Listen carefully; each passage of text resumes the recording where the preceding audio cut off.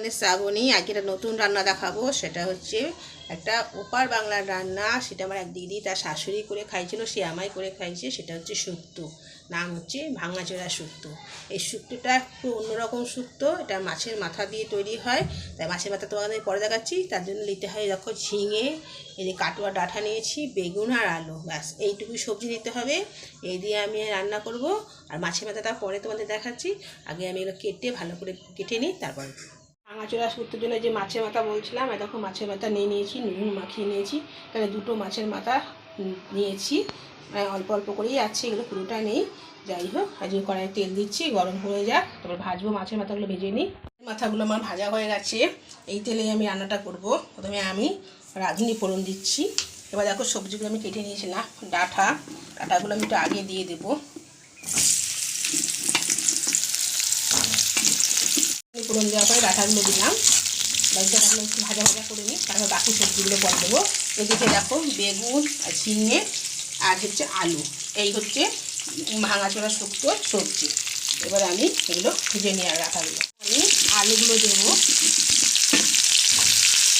আলুগুলো একটু ভাজা ভাজা করে নিই। চেঞ্জ করলাম, কড়াইতে আমার সবজি হচ্ছে না, তাই কড়াইতে আমি পাঠালাম। এবার সবজিগুলো ভালো করে নেড়ে নুন দিয়ে দেবো। এবার আমি নুনটা দিয়ে দিই, দিয়ে গ্যাসটা একটু কমিয়ে ঢাকা দিয়ে দিই।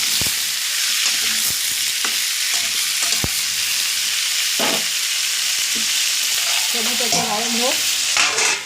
এই শুক্তো কিন্তু হলুদ পড়বে, এটা ওই শুক্তোর মতো না, বড়িও দেবো না, শুধু মাছের মাথাটা দেবো। এই হলুদটাও দিলাম। এবার আরেকটু দেবো হাফ চামচ আদা বাটা, ব্যাস আর কিছু পড়বে না। মাছের মাথাটা দেবো, এবার দিয়ে জল দিয়ে দেবো। মাছের মাথা দিয়ে এবার ভালো করে নেড়ে নিই। এবার মিষ্টি দেবো, এবার জলটা দেবো। এবার জলটা দিই, ব্যাস একটু জল জল থাকবে। এবার ঢাকা দিয়ে দেবো।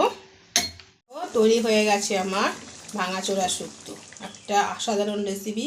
এবার এটাকে তুলি, তারপর তোমাদের দেখাচ্ছি। হয়ে গেছে আমার ভাঙাচোরা শুক্তো। এটা একটা ওপার বাংলার জনপ্রিয় রান্না।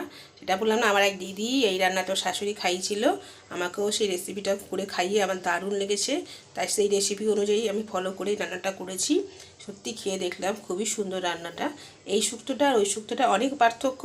যাই হোক, তোমরা এই শুক্তোটা একবার অবশ্যই ট্রাই করে দেখবে কেমন লাগে। আর সাবস্ক্রাইব করে বেল আইকনটা প্রেস করতে ভুলো না।